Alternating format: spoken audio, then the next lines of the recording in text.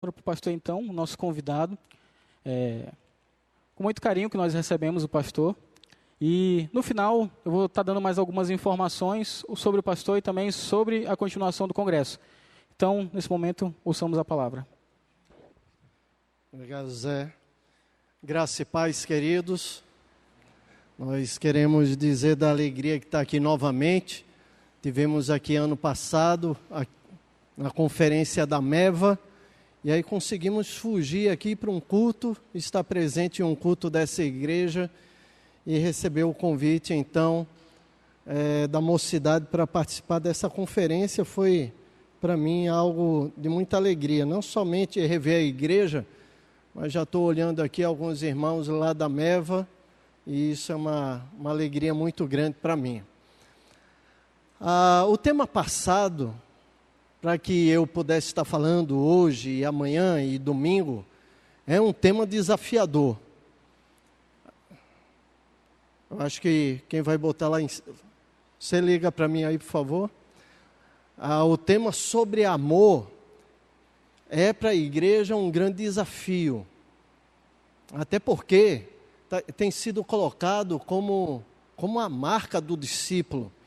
E é a afirmação do Senhor, que o mundo nos conheceria como discípulos através da prática do amor.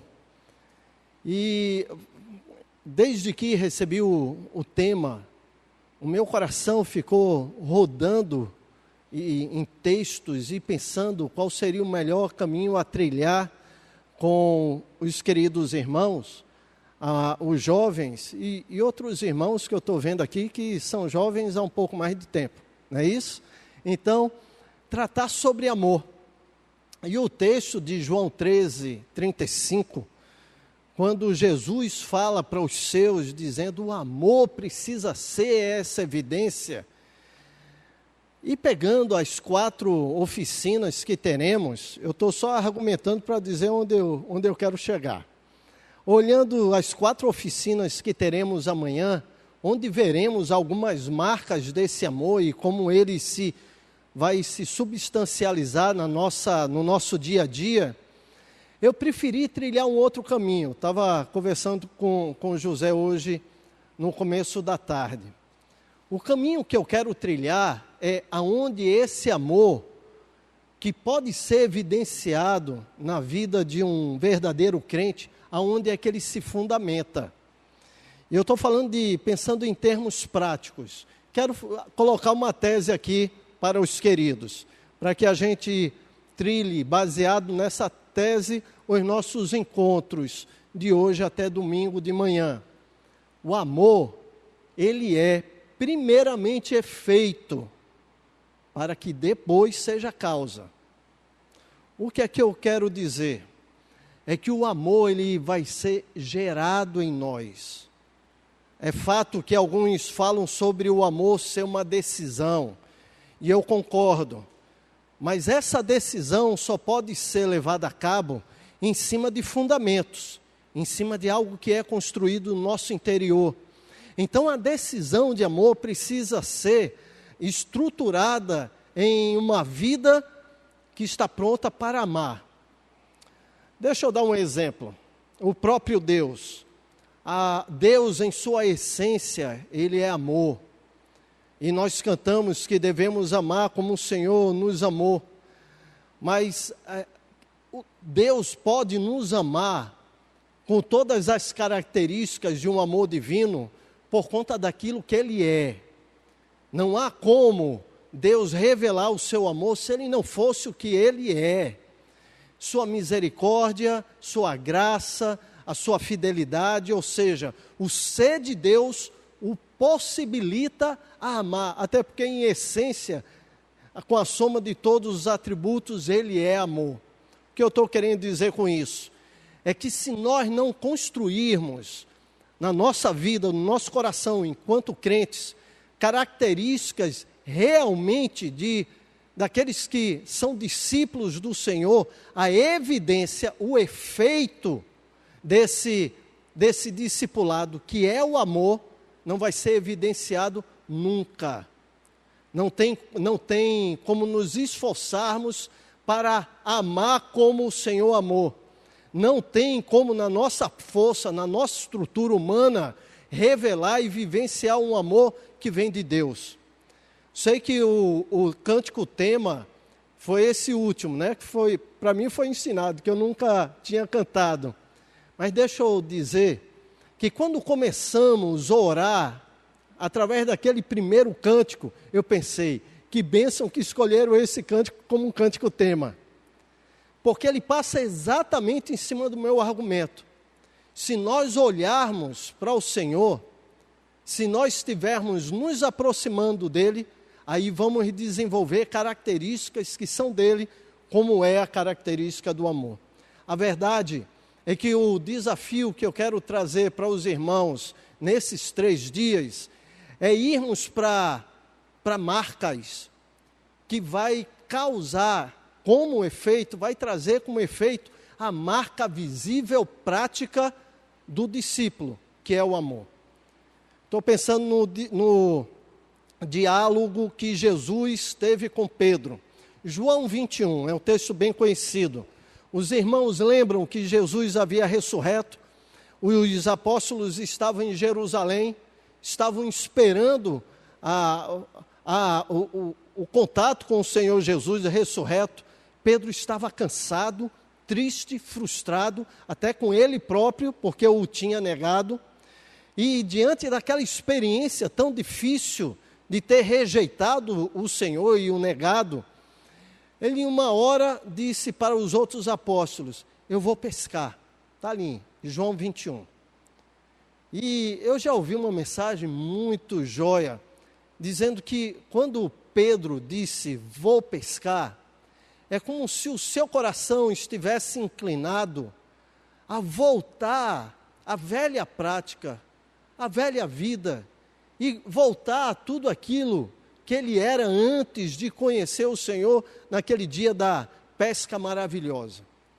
Ele ia voltar às suas atividades cotidianas, ele ia deixar o privilégio de ser apóstolo, pregador, pescador de homens, para o que ele foi chamado naquele dia, para voltar a ser pescador de peixes. E aí alguém na praia manda eles jogarem a rede de um lado, e a rede veio cheia de peixes, lembram disso? E eles falaram, é o Senhor. Ele desce do barco, deixa os companheiros para trás, vai nadando até a areia onde Jesus ressurreto estava, e trava ali com ele um diálogo. E Jesus pergunta a Pedro, quando ele identifica Jesus como o Messias, como Jesus ressurreto, Pedro, tu me amas? E ele responde 3 vezes, lembra disso? Eu te amo. Pedro, tu me amas? Eu te amo. Pedro, tu me amas? Senhor, tu sabes todas as coisas, sabes que eu te amo.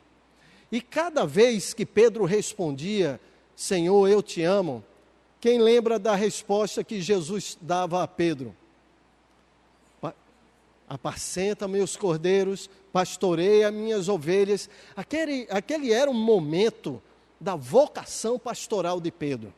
Aquele era um momento significativo, determinante na vida de Pedro. Era aquele momento que iria definir a sua caminhada dali para frente. Só que o direcionamento da pergunta de Jesus para Pedro, para que ele executasse seu ministério de testemunho, não era, Pedro, tu ama minhas ovelhas, então vai pastoreá-las. Não era essa a pergunta. A pergunta era, Pedro, tu me amas? E ele disse, sim, Senhor, eu te amo. Então pastoreia as minhas ovelhas. O que eu quero dizer é que o foco do discípulo não está nem mesmo na vida dos outros. Não podemos nos entender discípulos na nossa relação com o nosso irmão. Isso será, de fato, um efeito. O que causa o discipulado é o nosso relacionamento e a posição que estamos diante do Senhor. É nesse viés que eu quero trilhar o caminho com os queridos. E para isso eu escolhi jovens nas Escrituras, para a gente dar uma caminhada em marcas de discípulos que podem então desenvolver o amor de Deus na sua vida e manifestá-lo com todas as características que vamos estudar amanhã. de perdão, de unidade.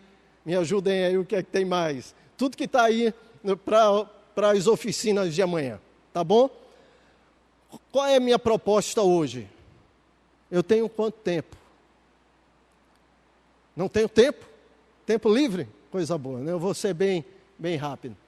Eu quero eu quero fixar 3 marcas nessas 3 palestras que eu terei. Hoje, amanhã à noite e domingo pela manhã. 3 marcas que produzem um amor no discípulo. E peguei como balizamento dessas 3 marcas a afirmação de Jesus aos seus discípulos. É como se ele falasse aos seus discípulos: é isso mesmo? Vocês querem ser meus discípulos? Então percebam. Primeiro, quem quiser ser discípulo e seguir, vir após mim, 3 coisas: a si mesmo se negue, tome a sua cruz e siga-me. 3 atitudes. A primeira, de se negar, eu gostaria de tratar hoje. Eu ia dar uma olhada nesse versículo, que é lindíssimo, mas eu vou pular por conta da hora, tá certo? Só vou citá-lo então. O salmista Davi, cantando sobre o agir gracioso de Deus e o relacionamento que ele tem com Deus, nesse cântico do Salmo 40, no versículo 6 ali, ele vai dizer: sacrifício e ofertas não quiseste. É como ele está lembrando talvez do diálogo de Samuel com Saul. Tem o Senhor, porventura, tanto prazer em sacrifícios e holocaustos, ou seja, em liturgias, em coisas externas, do que se cumpra a sua palavra. Ele está falando de algo que brota do coração. Aí ele fala: os meus ouvidos abristes, holocaustos e expiações pelo pecado não reclamaste. Aquele grifo ali, aquele negrito é meu, não está na Bíblia. Mas por quê? Porque há versões que... Desliguei, eu acho, viu? Liguei de novo. Tem versões que, em vez de ter os meus ouvidos abriste, diz: furastes as minhas orelhas. E ele não está falando da moda aí dessa turma que fura, bota alargador, não é isso? Tem alguém de alargador aí? Não, né? Então tá bom. Mas deixa eu dizer que o furar a orelha no tempo bíblico tinha um significado tão especial. Eu só vou botar o texto para você ler em casa, tá certo? Você vai dar uma olhada em Êxodo 21 e depois Deuteronômios 15. Êxodo 21 vem a lei do tratamento com escravos. Deuteronômio 15 também. O que acontecia? Quando um escravo ou alguém se colocava ou era vendido como escravo para uma família, ele teria 6 anos para servir como escravo e no 7º ano ele era solto, era liberto. Só que se ele amasse o seu patrão, se o seu dono, o seu senhor fosse um homem bom, justo, se ele quisesse ou não tivesse para onde ir, se ele tivesse se aninhado, ou se casado, como fala Êxodo 20, constituído família na casa daquele homem, casado ou com uma outra escrava, ou com uma das filhas, se ele fosse sair no 7º ano, ele tinha que sair sozinho, porque a esposa e os filhos não seriam libertos. E aí era um outro motivo também: ele amaria sua esposa, demonstraria amar o filho, ou se ele não tinha ninguém, só amasse, quisesse continuar servindo o seu Senhor, ele era levado até um arco, alguns falam que era na porta da casa, outros um arco na praça, e ele tinha a orelha furada pelo seu Senhor, e a partir daquele instante, ele passava a ser escravo para todo sempre daquele Senhor, daquele homem, de forma voluntária.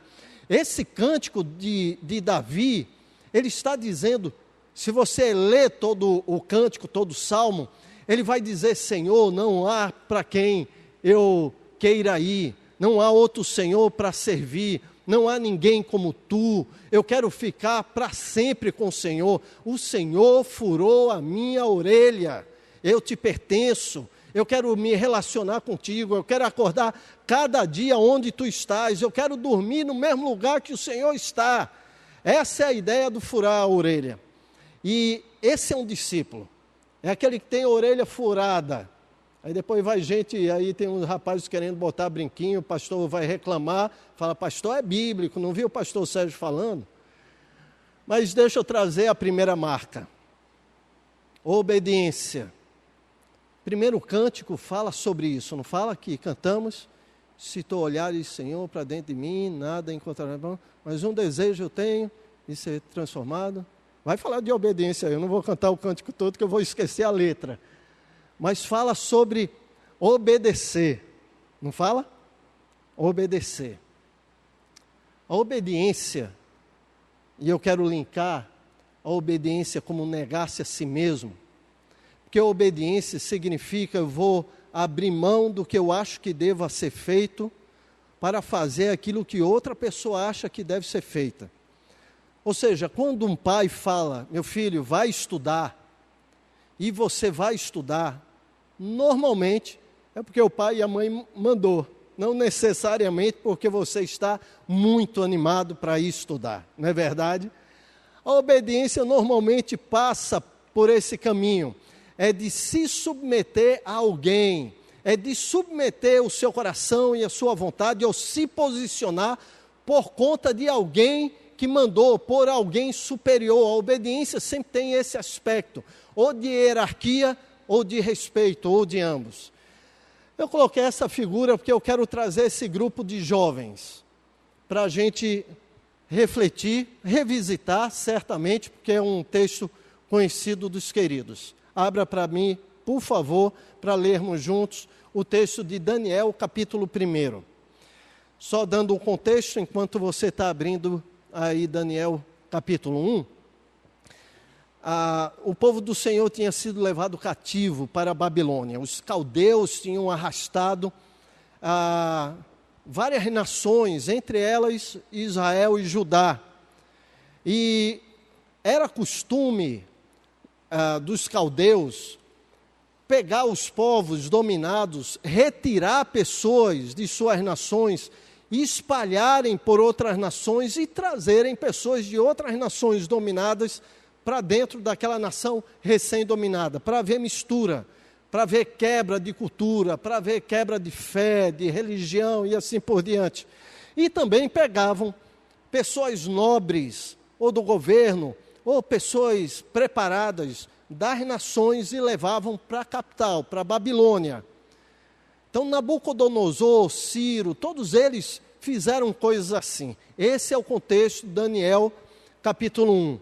Nós vamos ler uma história, certamente conhecida de todos, de 4 jovens, que entre outros jovens da nobreza do povo do Senhor, foi levado para a Babilônia, para ser tratado, ensinado, moldado de acordo com a cultura daquela terra, para poderem servir à cultura e aos deuses daquela terra. Então vejamos, no ano 3º do reinado de Jeoaquim, rei de Judá, veio Nabucodonosor, rei da Babilônia, a Jerusalém e a sitiou. O Senhor lhe entregou nas mãos a Jeoaquim, rei de Judá, e alguns dos utensílios da casa de Deus. A estes levou-os para a terra de Siná, para a casa do seu Deus, e os pôs na casa do tesouro do seu Deus. Disse o rei a Aspenaz, chefe dos eunucos, que lhe trouxesse alguns dos filhos de Israel, tanto da linhagem real como dos nobres, jovens, sem nenhum defeito, de boa aparência, instruídos em toda a sabedoria, doutos em ciência, versados no conhecimento, e que fossem competentes para assistirem no palácio do rei e lhes ensinasse a cultura e a língua dos caldeus. Determinou-lhes o rei a ração diária das finas iguarias da mesa real e do vinho que ele bebia, e que assim fossem mantidos por 3 anos, ao cabo dos quais assistiriam diante do rei. Entre eles se achavam dos filhos de Judá, Daniel, Ananias, Misael e Azarias.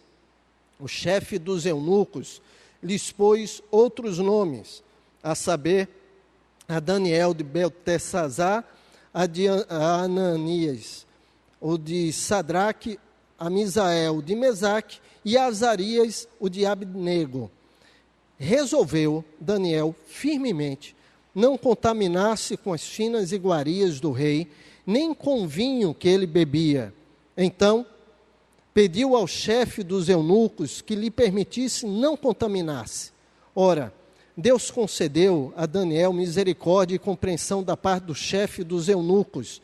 Disse o chefe dos eunucos a Daniel: tenho medo do meu senhor, o rei, que determinou a vossa comida e a vossa bebida.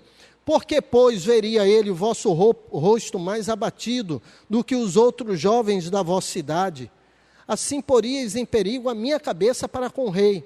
Então, disse Daniel ao cozinheiro-chefe, a quem o chefe dos eunucos havia encarregado de cuidar de Daniel, Ananias, Misael e Azarias: experimenta, peço-te, os teus servos 10 dias, e que se nos deem legumes a comer e água a beber.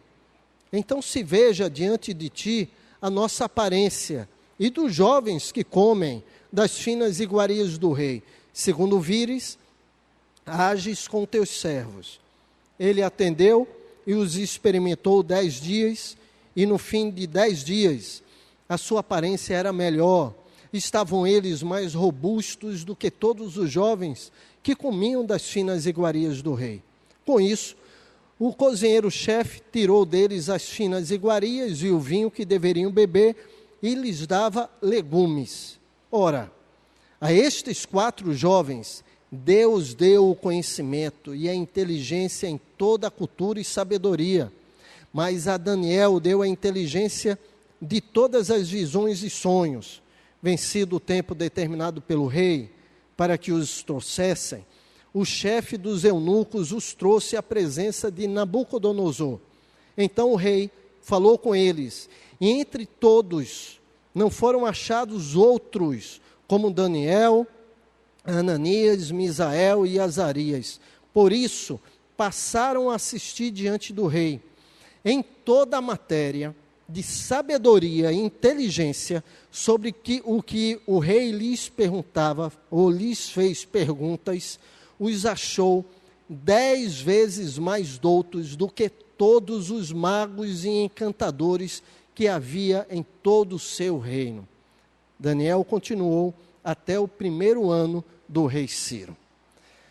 Quando eu leio essa história, sempre me sinto altamente desafiado na nossa vida hoje, porque o amor ao Senhor vai definir o amor que eu tenho para com o próximo e para com as evidências de que eu sou discípulo diante dos outros.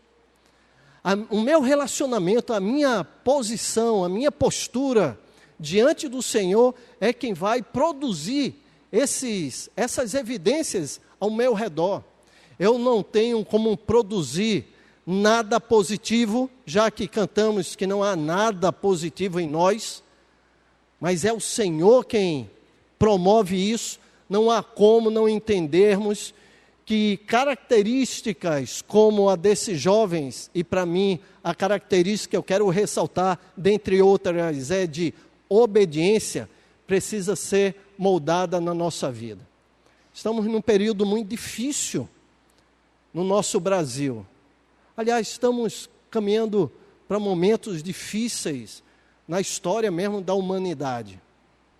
E não tenho a menor dúvida, e estive falando isso lá na igreja em Recife, por ocasião da nossa entrada na Semana da Pátria, ali pregando dia 6, eu estava falando que ninguém pode botar esperança em Dilma, ou em Aécio, ou mesmo no Ministério Público, ou nos juízes da nossa nação. Não tem como fixar, alicerçar a nossa esperança nessas pessoas. O Brasil só tem mesmo uma esperança, é que a igreja viva como igreja, que a igreja se posicione como deve se posicionar. A nossa nação só vai ser impactada se os discípulos do Senhor Jesus viverem assim, como ele descreve, primeiramente, negando a si próprios. Esse é um grande desafio para nós. E digo que é para todo mundo e de uma forma muito especial para os jovens, porque os jovens estão numa caminhada de planejamento de vida, não é isso?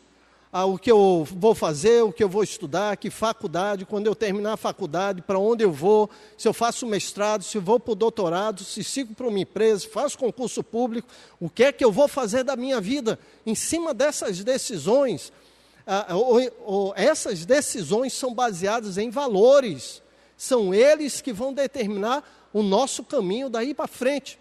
Esses valores foram trazidos por esses 4 jovens da sua cultura, daquilo que aprenderam com seus pais, daquilo, entre aspas, que ouviram nas suas igrejas, do que ouviram no seu cultinho doméstico. A decisão que eles tomaram quando foram levados cativos e se acharam junto com, eu vou citar, uma centena de jovens que cresceram com ele e estavam agora no palácio da Babilônia, com oportunidades extraordinárias. Era a capital de um império poderosíssimo. E mais do que estar na capital do império, tão poderoso, tão rico, eles estavam sendo cuidados pelo rei. É como se eles tivesse sido aberto um concurso, porque o rei queria 3 anos depois, 3 anos de faculdade, de preparo, puxá-los para uma prova de vestibular diante dele, para ver quem poderia servi-lo, para ver quem estaria no palácio. Não havia privilégio maior, não havia emprego mais desejável, não havia salário melhor em todo aquele império do que está servindo ali diante do rei. E o prestígio, e a honra, e as glórias diante de toda a sociedade, de ter o meu filho servindo ao rei. Entende o que eu estou dizendo? Aqueles 4 arrastaram para aquele lugar todo o conhecimento e toda a construção interna que foi feita na educação em Judá, pelos seus pais, pelo tempo de estudo da palavra e pela experiência com o seu próprio Deus. Aqueles 4 passaram por isso. E eu gostaria de pensar com os irmãos aqui, como esses 4 jovens causaram um impacto na história daquela nação. Depois dê uma olhada, uma estudada com calma no livro de Daniel. Vocês vão encontrar esses 4, principalmente nos primeiros capítulos, causando impacto em uma nação inteira. Capítulo 3, vocês vão perceber o rei dando uma ordem diante de todos os governantes daquele império gigantesco que estavam ali em Babilônia, e os 3 ficando em pé diante da estátua. Lembram disso? Impactaram, porque foram jogados na fornalha e saíram ilesos de lá. E o rei se quebrantou diante do Deus daqueles 3 jovens. O impacto daqueles 4 jovens, naqueles anos de nação, foi o que revelou que eles seguiam não a Nabucodonosor, ou não a Ciro posteriormente, mas eles eram discípulos de outro, que não o rei. A pergunta aqui para nós é, de fato, a quem estamos servindo? A quem? Ou ao quê? Quando começamos a tomar nossas decisões, o que nos leva a tomar essas decisões? Tanto na vida estudantil, na vida profissional, na vida familiar, de namoro, de noivado. O que é que define essa nossa caminhada? Eu quero olhar esses jovens, vendo só 2 características neles, para não ser muito demorado. Uma primeira, esses jovens tinham consciência plena, que eles estavam em terra estranha, que aquele não era o lugar deles, E isso fez com que eles tivessem a posição que tiveram, assumissem a identidade que assumiram. Eles sabiam que o Deus daquela terra não era o Deus deles. Eles viram seus nomes mudados para nomes ligados ao rei e à cultura e ao Deus daquele povo, mas não era o nome deles. Eles não pertenciam àquele lugar. Eu não sei se alguém pode abrir, por favor, o Salmo 137. Alguém tem uma voz forte aí para fazer uma leitura dos primeiros versículos, porque esse salmo dá uma ideia daquilo que passava no coração, não só desses 4, mas de outros fiéis que conheceram ao Senhor e que estavam na Babilônia com a consciência plena de que aquele não era o lugar deles, que não era a nação deles, que não era a terra deles. Quem pode ler aí os primeiros versículos? Bem alto. 137. Por favor.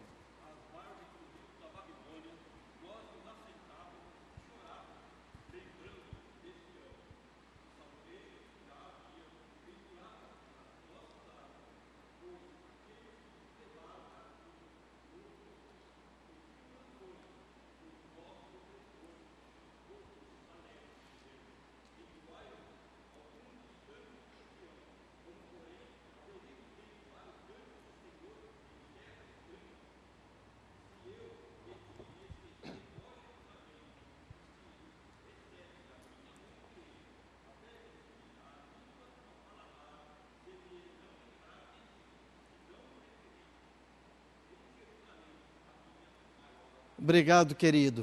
O que os fiéis lá em Babilônia estavam falando é: o que é que eu estou fazendo aqui? Aqueles meus opressores pediam que nós cantássemos canções que cantávamos lá em Sião, mas como cantaria eu canções estando em terra estranha? Aí é como uma oração: Senhor, se eu me esquecer de Ti, se eu me esquecer de Sião, que a minha língua se prenda no céu da boca, se resseque de tal forma que eu não possa cantar. O sentimento de sequidão, de solidão, de afastamento, de incompletude que havia naqueles que estavam lá na Babilônia, longe de Sião, longe de Deus, longe do seu culto, longe de sua cultura, era tão forte que eles não tinham alegria sequer para cantar qualquer canção.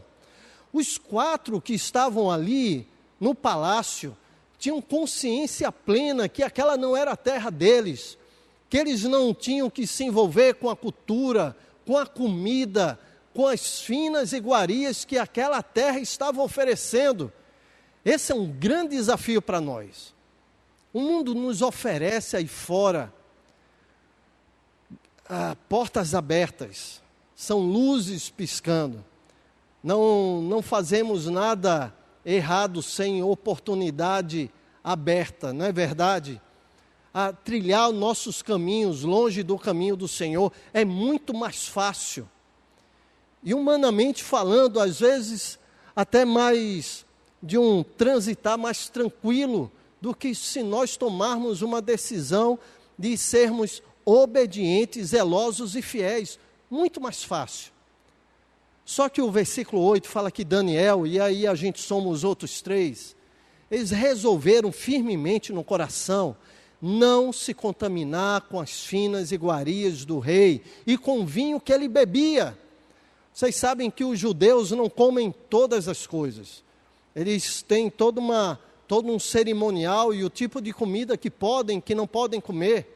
Como nós vimos a decisão lá em Gênesis, em Atos capítulo 15, quando os gentios começaram a entrar na igreja, que Tiago e a Assembleia tomaram a decisão de que os gentios não deveriam se envolver com prostituição, nem comer carne sufocada, nem carne no sangue. Aqui eu me lembrei de galinha cabidela. Se fosse nordestino, iam chiar muito, não iam não? A verdade é que os judeus tinham a sua comida proibida. E eles tomaram a decisão de obedecer. E um dos motivos é que eles sabiam que aquela não era a comida deles. Era uma comida boa, apetitosa, imagino que cheirosa, brilhosa, bonita. Eu imagino aquela picanha passando e a gordura escorrendo pela carne e os quatro dizendo, não, nos dê legumes e água. A verdade é que eles sabiam que aquela não era a comida deles, mesmo que fosse atraente, não era para eles. A verdade é que eles entenderam que não estavam na casa, na terra. Sião era o lugar deles. Nós somos peregrinos. Essa não é a nossa pátria. Somos brasileiros enquanto o nosso nome é o que temos aqui. Sérgio, José e assim por diante. Mas não é a nossa terra essa aqui. Eu estou me lembrando, quando eu conheci minha esposa, eu estava vindo para fazer um estágio no acampamento, estava no final do meu primeiro ano de seminário, eu fiz em Atibaia um ano e meio, e terminei num seminário presbiteriano em Recife, o restante do meu curso, onde o pastor Alfredo também terminou.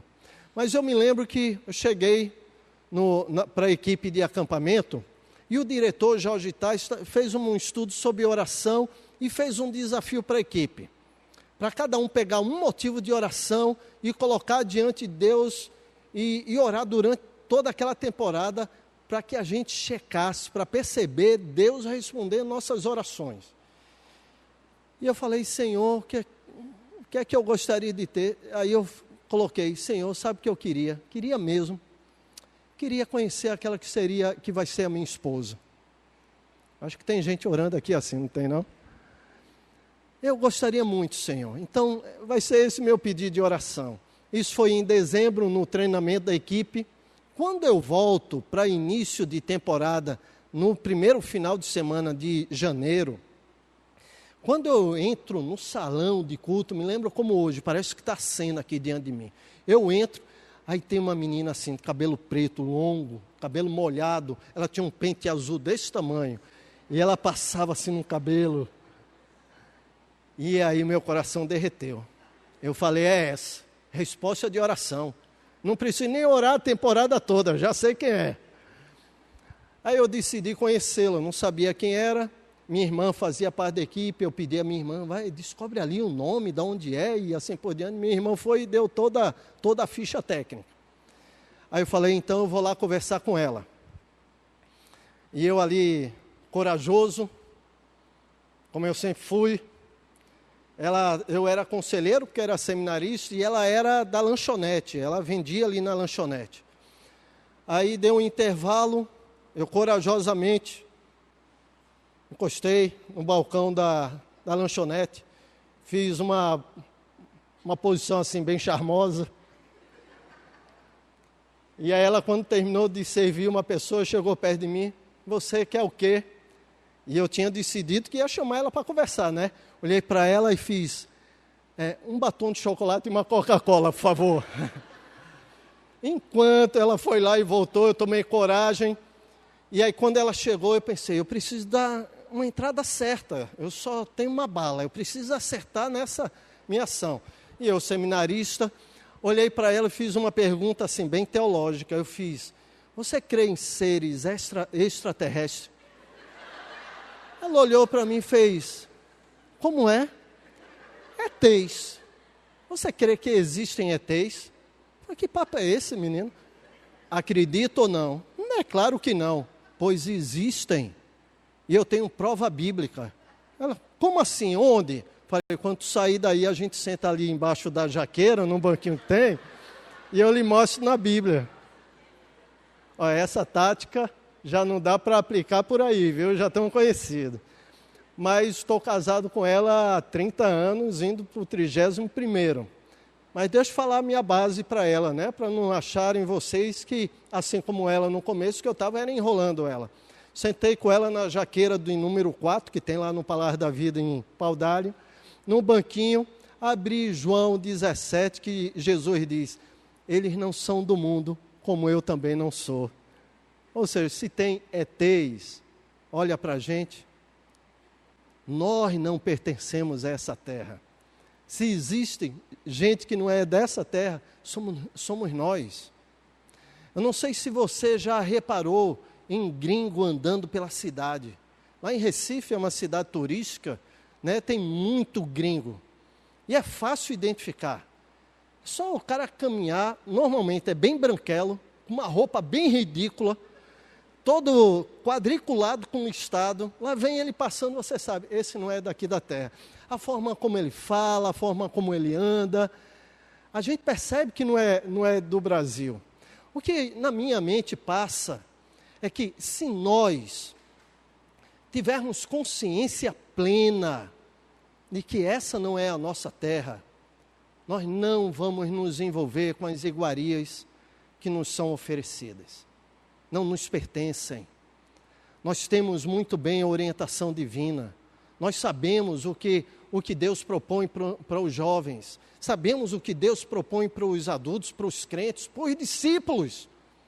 Aqueles 4 puderam marcar a sua geração como discípulos do Deus Altíssimo, como Nabucodonosor depois reconhece, porque tinham consciência que estavam em terra estranha, que aquela não era a nação deles, que eles faziam parte de um outro povo. Eles estavam conscientes que aquela cultura não era a cultura proposta para eles, não era o tipo de comida, de bebida, de roupa, de veste, de valores, de princípios, não era. Eles tinham Sião, eles tinham a presença do Senhor, tinham um culto lá em Judá, eles tinham a palavra, eles tinham o seu Deus, e eles simplesmente resolveram obedecer. E isso para mim é impressionante na vida desses 4 jovens, e para mim isso é marca de discipulado. Só jovens como esses 4 podem olhar para os outros com amor, porque aprendem com Deus, com quem se relacionam e a quem obedecem, a amar.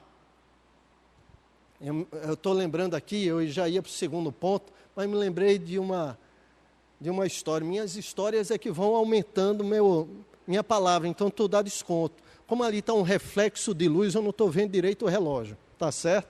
Então eu vou caminhando.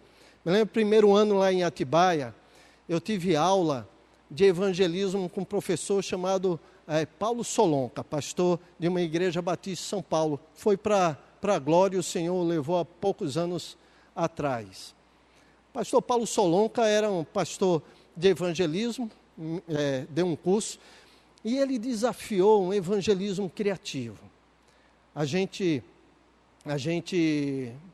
puxar uma conversa evangelística, aproveitando, né, um ambiente ou alguma coisa assim, ser criativo.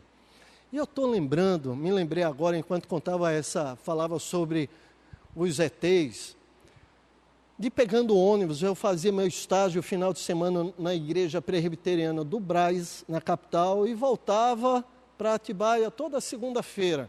E sentado no ônibus, lá no último banco, cheio de aluno, no último banco, eu sentei exatamente no corredor, no final do ônibus, olhando para o corredor. Aí sobe um aluno da minha turma, ele era meio esquisito mesmo, ele era altão, todo desengonçado, branco que só ele, feio. E ele entrou subindo da parada de uma cidade que tem no meio do caminho chamada Mairiporã. Aí ele senta lá no meio, ao lado de uma senhora. Alguns minutos mais na frente, a senhora dá um grito. Olha, é uma confusão dentro do ônibus. Aí depois a gente descobriu o que foi que tinha ocorrido. Ele chegou, sentou do lado daquela senhora. Veja, você viu como eu descrevi. Alto, branco, feio. E ele estava vestido todo de preto. E ele senta do lado da senhora e pergunta: a senhora crê em seres de outro planeta? Ela já deu um grito do lado. Foi uma confusão naquele ônibus. Então, cuidado quando você for falar por aí que não pertence a esse mundo. Vão pensar que você já partiu dessa para outra e é uma alma penada aí pelo meio do caminho. Mas aqueles jovens sabiam que aquela não era a nação deles. E uma outra coisa que me chama a atenção é que eles tinham, naquele momento em que estavam diante do rei, diante da autoridade máxima. Se você ler Abacuque, só para ter uma ideia do capítulo 1, quando Abacuque reclama a respeito dos caldeus descendo para levar o povo do Senhor cativo. Como Abacuque temia no seu coração aquele povo tão terrível. Esses 4 jovens estavam diante de todo esse poderio, mas além de terem consciência que não pertenciam àquela terra, eu percebo na vida deles uma palavrinha, por conta do Deus que conheciam e da decisão de viverem de acordo com o seu Deus, com a sua cultura, com aquilo que criam, que significa obediência. Eles tiveram coragem para serem diferentes e fazerem diferença onde estavam inseridos. Eles simplesmente, e não só diferentes dos jovens daquela nação, eles fizeram e foram diferentes dos jovens que subiram com eles de Sião, que conheceram a mesma cultura, que estavam lá crescendo, ouvindo a leitura da Torá, da palavra do Senhor, no seu dia a dia.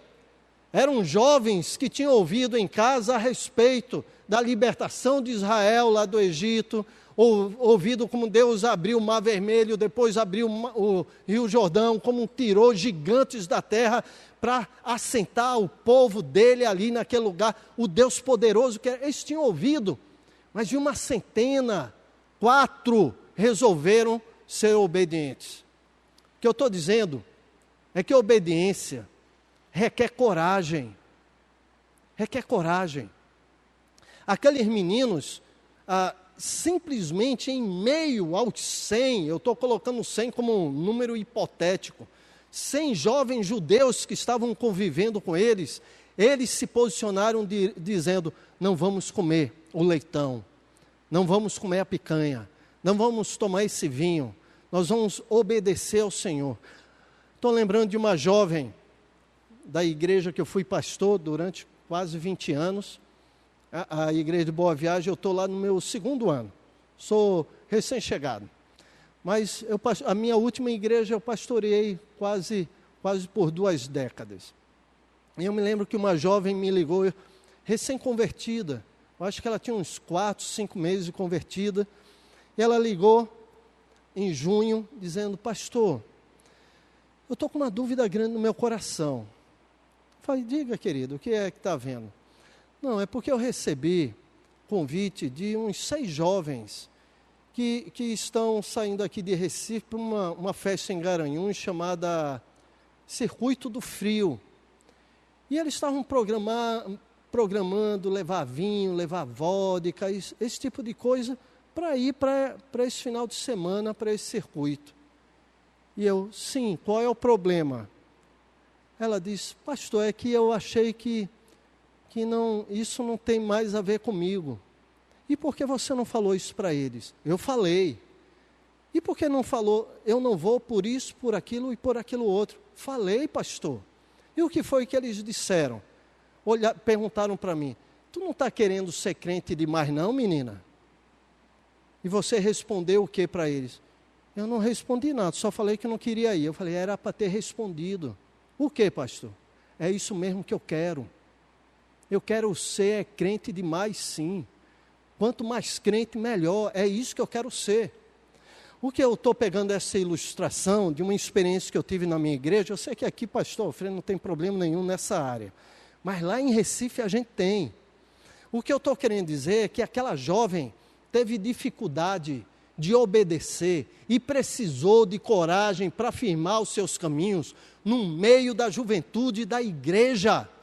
Não foi com jovens lá do mundo, não foi com jovens da Babilônia, foi com jovens que haviam crescido dentro da igreja, que conheciam Sião e que conheciam os princípios da palavra, e que no caminho que trilharam resolveram que negociar os preceitos de Deus era mais vantajoso, porque senão era muita regra. Parece que é querer ser crente demais, é algo que não se deve buscar. Queridos, como jovens, precisamos ter a decisão de querer ser crente, sim. Eu estou falando, esqueci de passar tudo aqui, não foi? Daniel e os 4 resolveram no coração que seria assim. E precisaram de coragem, porque esse tipo de decisão tem suas implicações. Eu estou terminando, eu estou vendo o relógio sim, porque o ponteiro subiu ali do reflexo. Tem algumas implicações. Eu vou listar 3, só listar. A primeira implicação é rejeição dos colegas, ou seja, dos outros judeus. Se você perceber, nos versículos 3 a 6, tem uma inferência que os outros não seguiram o caminho dos 4.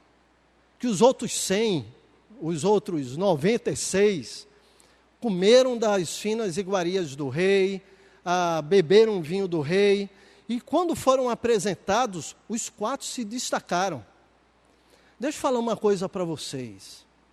Vale a pena obedecer, porque o destaque que os 4 tiveram foi em todas as áreas, área de inteligência, tanto é que o texto não fala somente que eles eram mais inteligentes do que os jovens que foram apresentados com eles. Você lembra o que o texto diz?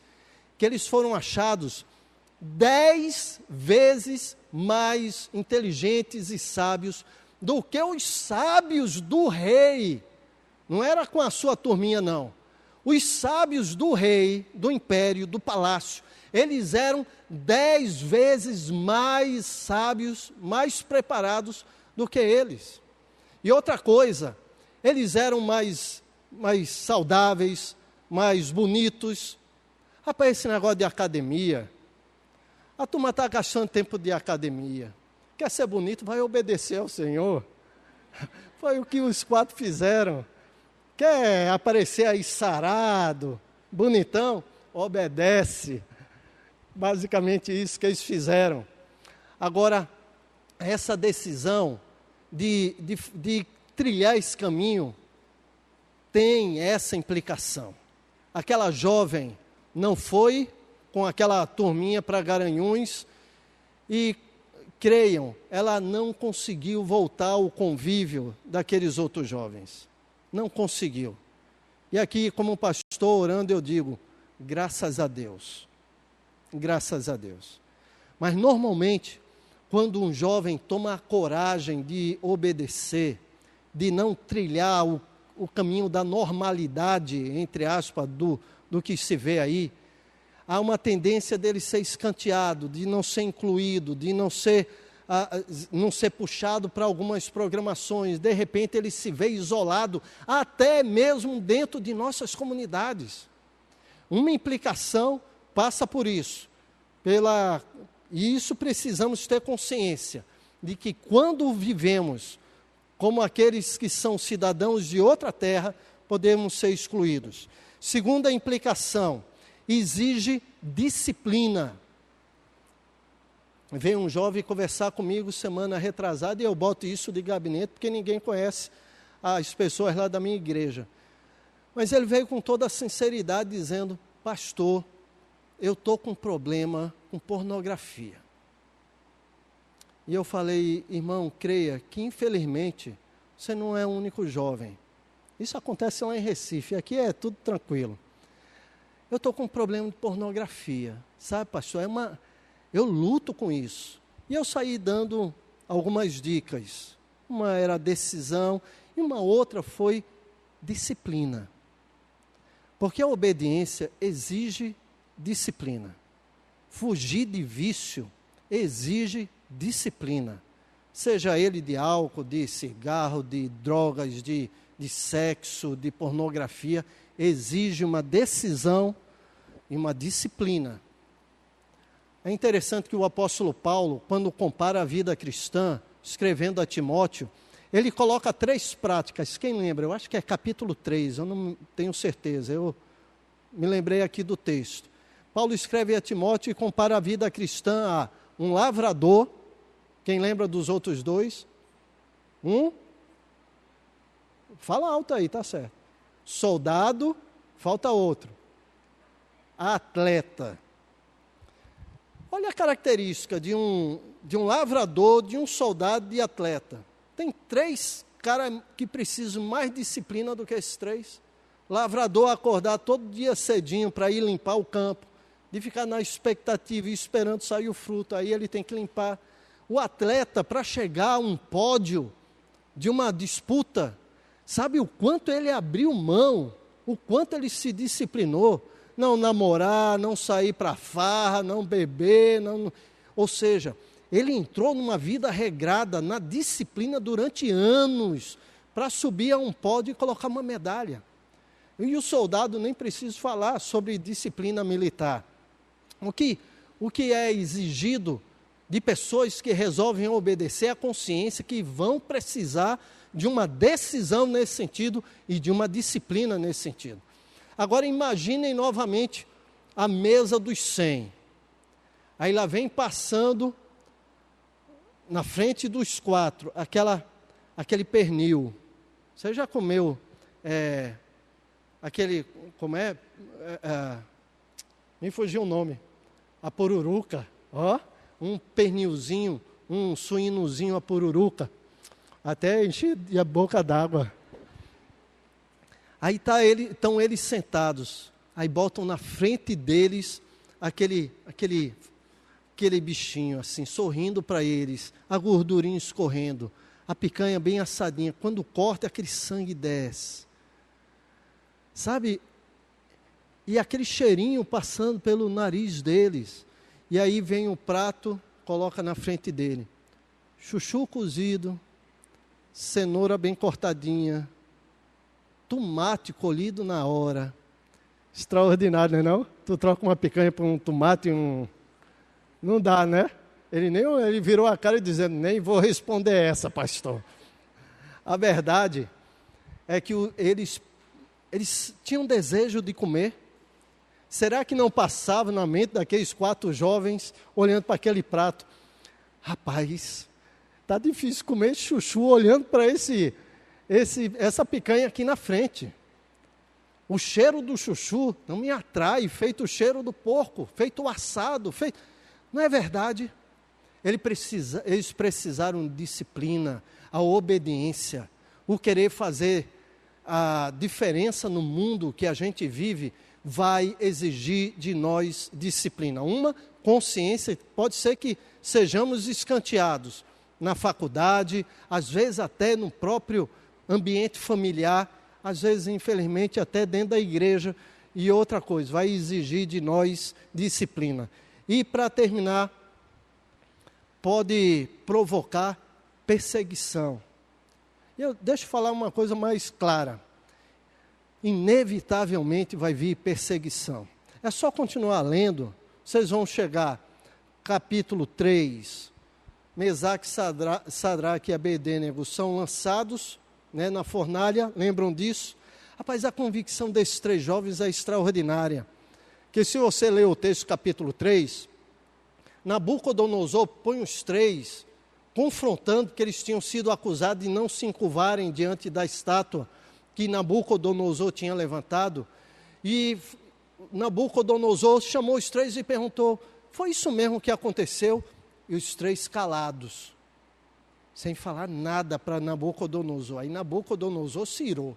Era o rei, com aqueles 3 pivetes ali. E eles calados. Aí Nabucodonosor repetiu a pergunta e acrescentou, e quem é o Deus que vai livrar vocês da fornalha?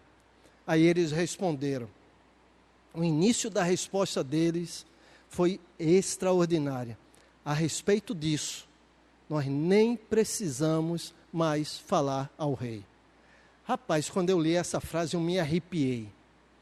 O que aqueles 3 jovens estavam falando é, nós nem precisamos repetir a respeito do Deus com quem andamos, com quem vivemos.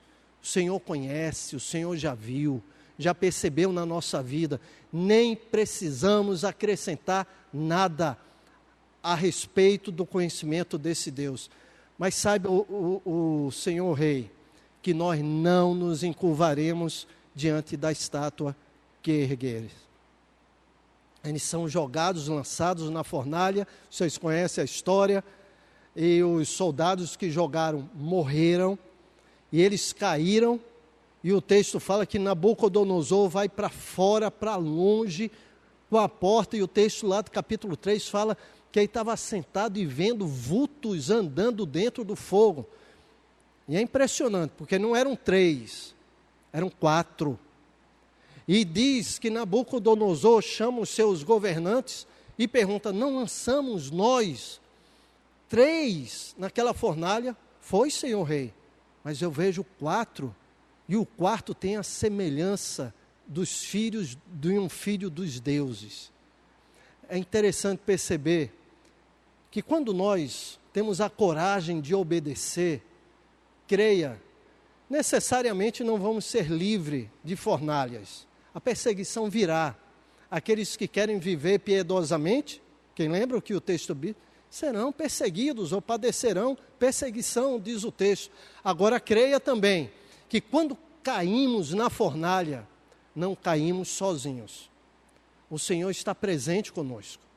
E a coragem que nós precisamos na nossa geração de verdadeiros discípulos, que vão poder evidenciar amor, é a coragem de obedecer, de pagar o preço, de perder amigos, de perder familiares, de abrir mão de posição, de perder espaço na turminha da igreja, de perder às vezes até um emprego, de perder a vaga lá no grupo da faculdade, de ser desprezado por outros, mas na convicção de que está andando de acordo com a cultura para a qual nós somos ganhos por Cristo, que é a cultura de discípulo, que nós somos chamados para viver como um povo de uma outra terra, de uma outra nação.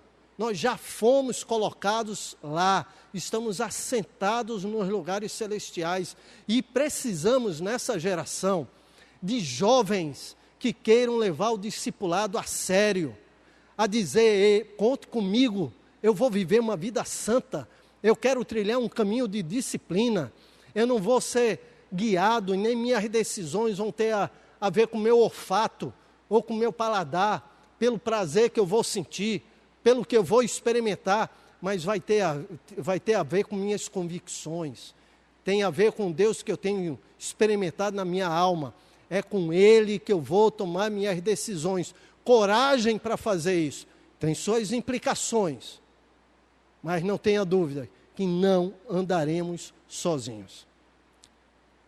A marca do discípulo é o amor, mas ninguém vai conseguir amar o Senhor se não aprender a viver em obediência e pagar o preço pela obediência. Porque se alguém quer ser discípulo do Senhor, precisa negar-se a si mesmo. Vamos orar? Obrigado, Pai, pelo tempo de estudo da Tua Palavra nessa noite, pelos cânticos e pela oportunidade que temos, por conta da Tua graça, de conhecermos a Ti e a Teu Filho Jesus e podermos ser discípulos dEle, por conta do Espírito Santo que habita em nós e que pode promover no nosso interior, em nosso coração, na nossa alma, aquilo que vem dos céus, para que possamos produzir marcas do Senhor Jesus na nossa vida, tendo o coração do Senhor no nosso próprio coração, de tal forma que o amor e todas as outras evidências que somos teus discípulos sejam evidenciados para a tua glória. É assim que te pedimos em nome de Jesus. Amém.